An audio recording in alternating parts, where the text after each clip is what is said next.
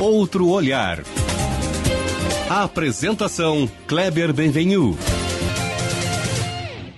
Olá, bom dia! Bom dia, família Bandeirantes. Bom dia para você que nos escuta na intimidade do rádio e também que nos acompanha aqui pela internet. Hoje nós vamos lançar um outro olhar para o todo, um outro olhar do nosso consultor master do programa, que é o Percival Pugina, consultor master do programa e meu. É um pai intelectual, alguém importante na minha formação e de outros tantos da minha geração.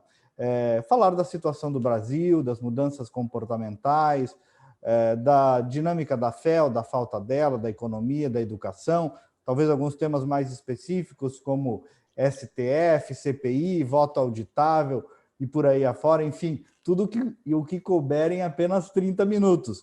Pugina é um filósofo, não acadêmico, um filósofo no jeito de olhar, um filósofo no sentido intelectual, um dos intelectuais mais concorridos do Estado e do país, inclusive meu, como eu disse, além de ser um grande amigo. Eu sou o jornalista Kleber Benvenu e hoje converso então com ele aqui sobre tudo isso. Vamos fazer esse sobrevoo analítico, por assim dizer, e desanuviar um pouco as ideias, como se diz lá na minha querida cidade de Casca. O nosso programa tem a parceria das clínicas Volk, especializada em transplante capilar. O implante capilar FUE, fio a fio, é uma das expertises da equipe técnica comandada pelo médico dermatologista Dr. Márcio Folkweis, CRM 28703, que realiza os mais modernos tratamentos capilares disponíveis no mundo, cirúrgicos ou não cirúrgicos. Cuidar da própria imagem é cuidar de si mesmo. As clínicas Volk você procura pelo site, nas redes sociais ou pelo WhatsApp 51 99608 9739. Pugina, buongiorno, tudo bem contigo? Obrigado por estar aqui conosco. Buongiorno, meu querido amigo Kleber. Só nós dois sabemos quanta saudade temos dos tempos em que nós falávamos. O pior de tudo é que a gente mora perto, o que é mais criminoso ainda é o fato de se ver pouco, né, Pugina? É verdade. Só de que o coração comanda. Pugina, queria te ouvir um pouco, primeiro, sobre tudo, né? Quer dizer, uma avaliação geral aí da situação atual do país, essa dinâmica que tu tens abordado nos teus espaços da rivalidade, da polarização, do retorno de Lula, o momento do país. Pugina, eu te passo assim para um brifão inicial de como tu está sentindo tudo aí. Eu muitas vezes eu faço uma analogia entre o meu papel neste momento da nossa realidade e me lembro daqueles cruzamentos entre rodovias e ferrovias no mesmo nível, antecedidos lá nas nossas estradas do interior por uma plaquinha que fala parar, olhar e escutar. E eu me vejo como alguém que para, olha, escuta, né, e percebe claramente que nós estamos vivendo um momento com todas as dificuldades, um momento significativo de algo que não era tão frequente entre nós, que é o da conscientização sobre a natureza de muitos de nossos problemas. Penso que ainda estamos muito longe de chegar a um nível de consciência tão amplo que se reflita em bons resultados eleitorais, que se reflita nos critérios de juízo do eleitor e de decisão pelas urnas. Mas, ainda assim, temos mais consciência de que temos problemas institucionais, de que há um problema muito sério a ser enfrentado no mundo, principalmente no Ocidente hoje, por aqueles que se veem como conservadores, se veem como pessoas que têm uma visão a respeito do sentido da história, do bem, da verdade, do justo, do bom, do belo, da família, uma visão de uma sã filosofia de uma moral que contribua para o desenvolvimento e a realização da dignidade da pessoa humana, sobre o papel da família, da educação, etc. Enfim, estas coisas que foram sendo relegadas, e pior do que isso, foram confiadas a mãos inábeis, quando não, a mãos adversárias da civilização, pela qual nós temos um apreço, justificado apreço por todo o bem que deixou sobre nossas vistas, sobre nossos olhos e sobre a experiência dos mais antigos. Eu venho dessa geração, eu não passei na universidade, aliás, em um momento da minha formação pessoal, não passei pelas dificuldades e traumas que jovens como tu passaram. As dificuldades de aceitação, as recusas, as rejeições, essa péssima atitude daqueles que, se dizendo democratas, se dizendo que são pela liberdade de expressão, sepultam autores clássicos, sepultam o que há de bom na literatura e no pensamento humano, sepultam os autores, os escorraçam por motivos vis, para simplesmente manter uma verdade, entre aspas, que está longe de corresponder a qualquer relação que a verdade sempre mantém com o bem, com a liberdade. Cristo já disse isso. Então, eu vejo isso e vejo com pesar, porque eu percebo o quanto as dificuldades do nosso sistema educacional produzem na área da política e produzem na área do desenvolvimento econômico e, consequentemente, no desenvolvimento social. O Brasil tem uma educação de péssima qualidade.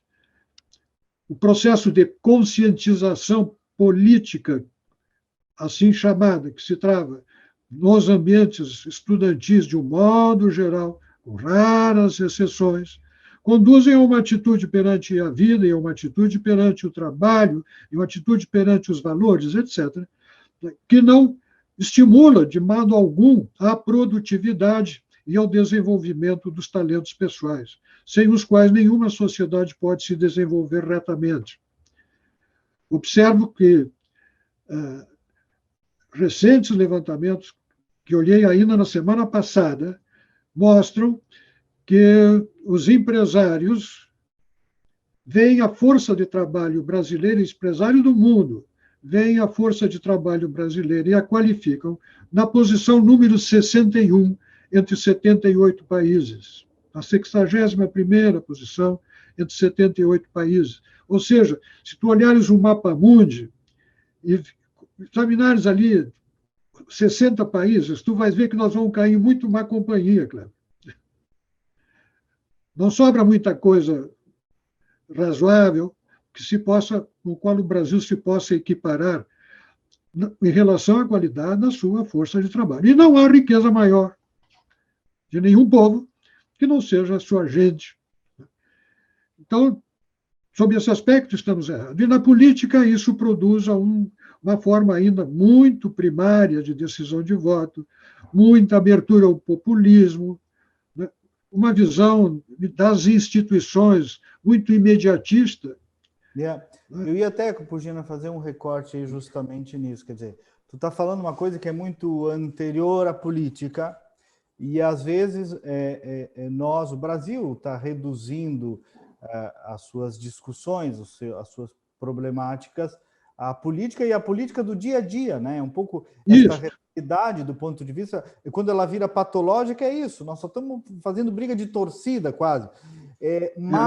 Mas o que está por trás é muito mais profundo, muito mais primário. Tu está falando aí de cultura, de legado, de problema de formação de uma geração inteira, né? Agora, o Olavo de Carvalho, quando ele lançou esse curso aí que ele começou a dar de ciência política, eu assisti a aula inaugural dele, achei muito interessante, Pugina, que alguém lá fez a pergunta para ele, professor, então agora com essas aulas, o senhor está me dizendo, o senhor vai conseguir nos desvendar muitas coisas sobre o mundo, sobre o sentido da existência, Aí ele olhou e disse assim, não.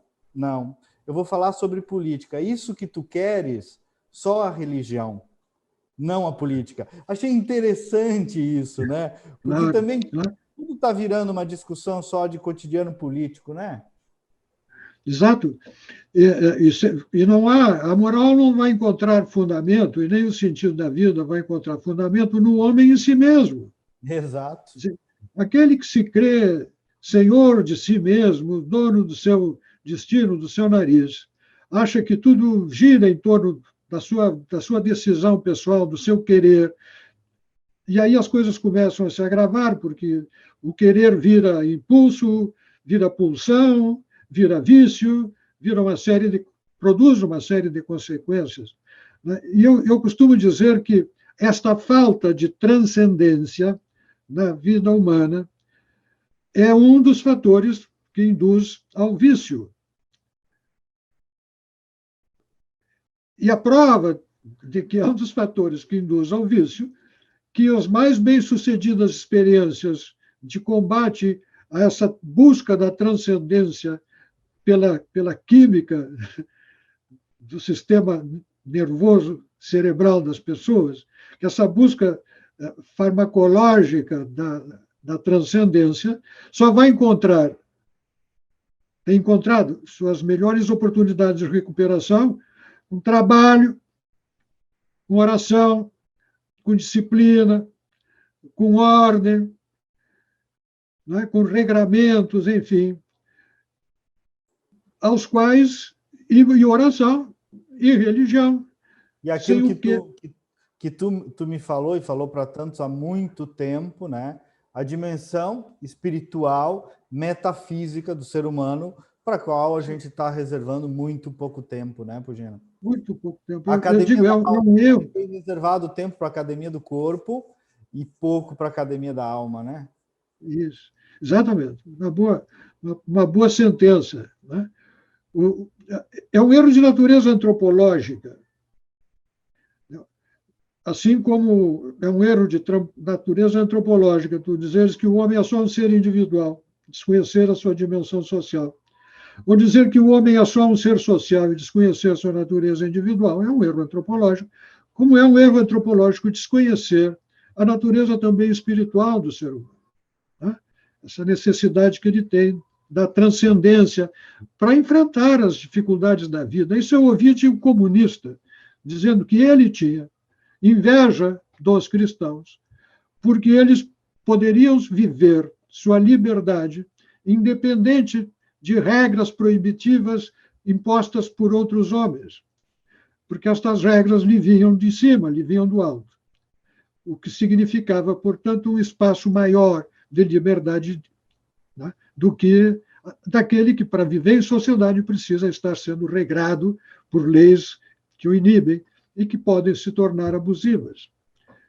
Tinha inveja disso, ele gostava, ele percebia que havia qualquer coisa ali. Né? E nós fomos deixando, essas últimas décadas, isso foi sendo relegado, e o fenômeno é mundial.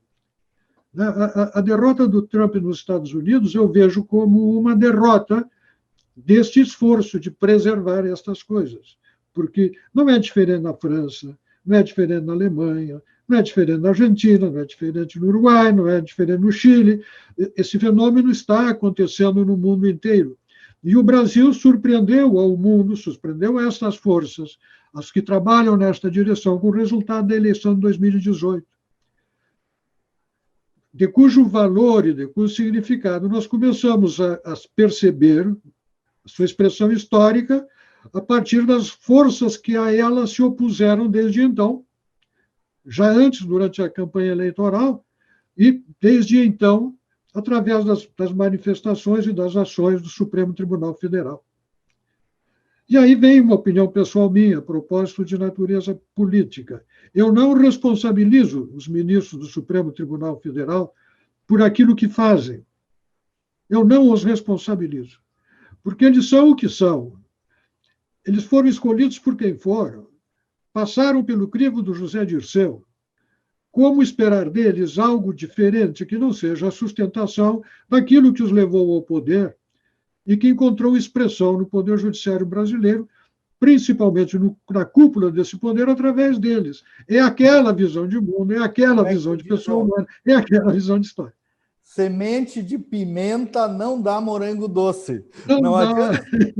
não dá morango. Uma pimentinha ali, não vai esperar um morango, vai nascer pimenta, não tem como dar errado esse troço, né?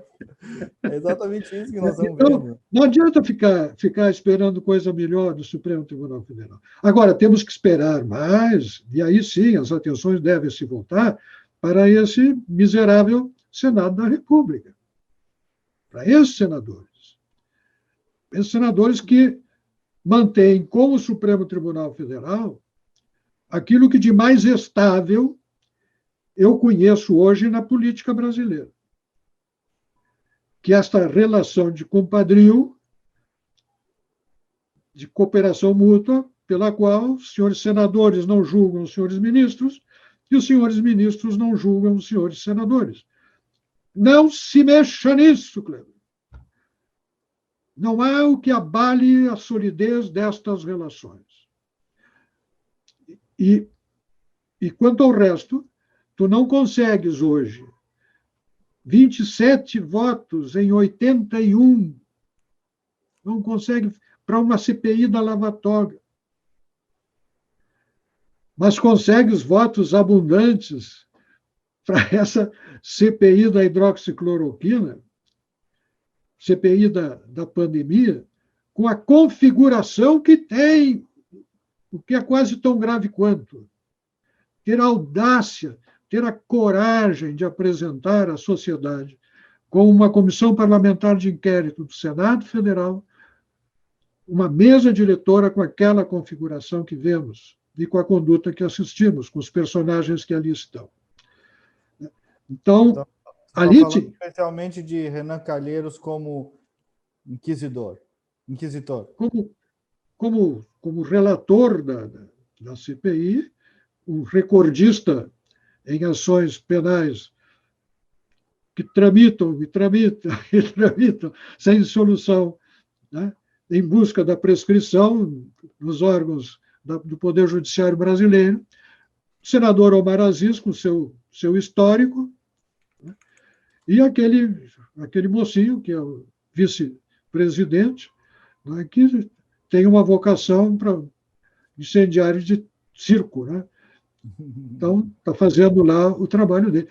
Toda a CPI está assim, e tem uma maioria de 7-4. Ou seja, é toda uma construção feita para produzir essa coisa que nós estamos assistindo. Então, aí sim, aí cabe um olho atento da sociedade para um processo corretivo nas futuras eleições. Vale o mesmo para a Câmara dos Deputados, diga-se de passagem. Essa história, o que está acontecendo agora com o deputado Daniel, né, é um exemplo de um fiasco praticado pelo Supremo Tribunal Federal e perante a covardia da Câmara dos Deputados, que homologou aquela decisão que é juridicamente insustentável, constitucionalmente insustentável, e que agora está preso e vai ficar preso num processo de vendetta pessoal daquele ministro que arreganha os dentes quando fala, né, e cospe sangue de ódio contra qualquer pessoa que tenha ideias diversas da dele. Fugina, tu é um dos que continuou falando, e até me parece por insistência estratégica, durante esses anos todos em que não se fala mais disso, tu é um dos que insiste em falar de parlamentarismo, né? Isso é uma discussão que não está em voga no país, mas tu, como intelectual, faz o que um intelectual tem que fazer, né? Que o Papa João Paulo II dizia, sinal de contradição, né? Por quê? E qual o significado da insistência e da importância dessa pauta para o tratamento de todos esses problemas institucionais do país? Cleber, tu estás tocando metendo o dedo numa chaga do meu peito. Porque isto realmente me dói saber que eu sou, na imprensa brasileira, a única pessoa que insistentemente trata deste assunto, porque aí está a causa principal dos nossos males ao longo da história republicana. Males que não se deram por causa da República, mas por causa da proclamação. Males que decorrem do modelo institucional que adotamos, que é um modelo absolutamente irracional, parece planejado, desenhado, concebido para produzir exatamente aquilo que vemos. Porque não se pode esperar nada diferente de um sistema que obriga o presidente eleito a buscar maioria parlamentar a qualquer custo, porque se ele não conseguir maioria parlamentar, ele está condenado, e nós temos mais de 100 anos de história da República para mostrar, 132 anos de história da República para mostrar, que se ele não consegue maioria parlamentar, ele não termina o governo, ou ele se mata, ou ele é deposto, ou ele não consegue governar. E está aí o caso do Getúlio Vargas, de Café Filho, de Jânio, de Jango, de Collor, de Dilma, de Temer. Todos eles são exemplos. O Temer não conseguiu governar. Foi até o fim, porque tinha um rabicho de mandato para cumprir, foi até o fim, mas não conseguiu governar, não conseguiu fazer nada. Então, essa é a história. E aí tu conta quantos conseguiram governar e vai ver o preço que a nação pagou, né, em corrupção, o preço que se pagou, né, em delegação de poderes políticos, de empresas estatais, de órgãos da administração pública, de aparelhamento, para obter esta estabilidade ocasional, eventual e cara. O Brasil é uma sucessão de crises por causa disso. Um sistema mal composto, né, que mistura funções, que permite que aconteça o que nós estamos vendo acontecer. Né? Essa tripartição do poder entre o Poder Judiciário, Congresso Nacional e o Poder Executivo, que deveriam ser harmônicos, eles funcionam muito mais num processo de exploração mútua, né, que é custeado pela sociedade. E a política, a boa política, aquela sadia que deveria, em outros modelos, nos quais não se personaliza a eleição do chefe do Poder Executivo, não se personaliza, onde os eleitores votam num partido e suas ideias para aquela eleição. A eleição, o candidato vitorioso para governar, ele sai com o seu programa de governo consagrado na urna. E ele vai governar com aquele programa de governo. Aqui não, nós saímos com o programa de governo consagrado na urna e tomou bomba em 38 propostas apresentadas ao Congresso Nacional, que, quando não derruba as propostas, vira-as do avesso, para obter como resultado legislativo o contrário daquilo que o governo quis. Isso é um desrespeito à democracia. Aliás, a gente precisa entender bem, né, ser muito flexível com o uso da palavra democracia, para poder aceitar que vivemos numa, quando ela se resume tão parcamente, né, a um processo eleitoral, que, na verdade, decide, mas não resolve. Então, eu me empolgo com isso e vejo a gente essa... acha que vai resolver tudo numa eleição, né? Exatamente. Não é... Nós estamos sempre imaginando quem é que vai ser o cara. Eu mesmo estou. Claro, não me curto, porque é a regra do jogo. Entende? E é importante, mas não é só isso, né? Não é só isso. Não é só isso, minha gente. Tem muito mais por trás. Agora nós estamos na sinuca. Isso muito bem. Do lado de lá vai estar o quem? Muito provavelmente o Lula.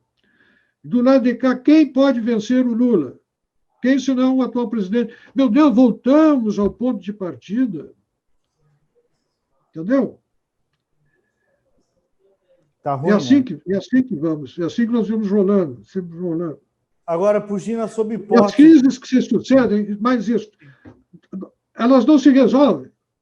Elas simplesmente são absorvidas pela história, pelo tempo, e a vida segue e nós vamos embora. Mas como não resolvemos a crise, imediatamente vem uma nova crise ali à frente. E o Brasil faz voos de galinha, Cleber. Isso. Isso. Faz voos de galinha, porque em seguida vem uma crise e para tudo de novo. E por isso crescemos abaixo da média mundial há 3 décadas. Nós administramos os problemas do cotidiano, né? As crises do cotidiano, e não enfrentamos as crises de fundo estruturais, né? É assim que nós estamos, desde que eu acompanho política, né? Agora, Pugina, aí sobre a eleição, né? No plano simbólico e no plano fático também, né? A gente passa a tratar da possibilidade da volta do PT e do Lula, né? É isso, é disso que nós estamos se tratando daqui uns meses, né? O que significaria isso para o Brasil, para a realidade brasileira e para o futuro do país e até como mensagem para o mundo? Cleber, eu não consigo nem cogitar dessa hipótese tão negativa para mim, tão negativo será o resultado disso se acontecer uma vitória do Lula. Porque ninguém dá o que não tem, Cleber. As pessoas precisam saber disso. Ninguém dá o que não tem. Assim como o Supremo Tribunal Federal só dá isso porque é o que tem. Assim como o Senado Federal nos apresenta aquilo, porque é o que tem. E a Câmara dos Deputados. E o próprio presidente da República, em quem, se não houver alternativa, eu vou continuar votando. E não é, obviamente, não é um príncipe perfeito, vou votar nele.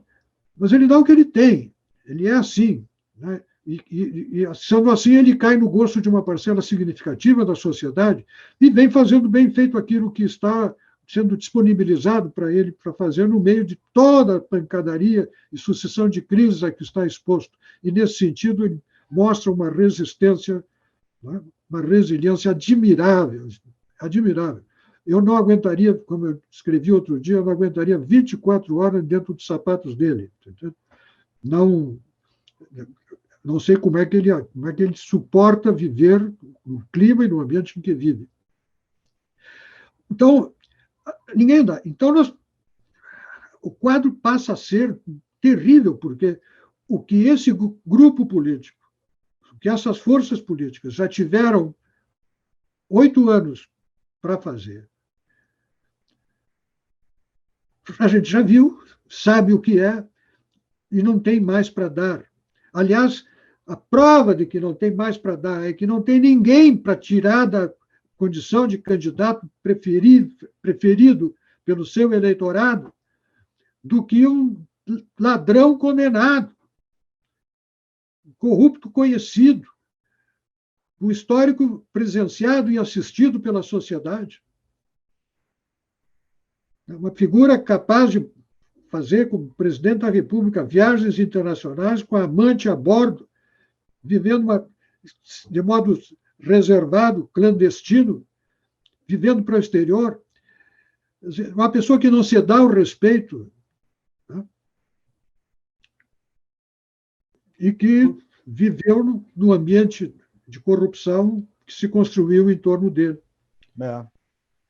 Que nos custou tão caro, em amor próprio, em dignidade, né, em atraso, em qualidade de educação, porque a educação que está fazendo tanto mal à sociedade brasileira sai da escola de pedagogia do senhor Paulo Freire. Não podemos esquecer disso. É outro assunto que tem nome, sobrenome. É dos poucos que fala sobre isso também.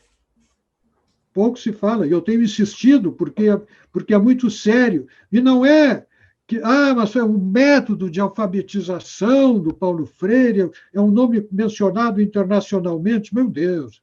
Quer dizer, quem conhece um pouco da história da esquerda no mundo sabe desse apoio mútuo recíproco, desse mútuo referenciamento de que se nutrem as vaidades e se nutre a propaganda do sistema e do regime.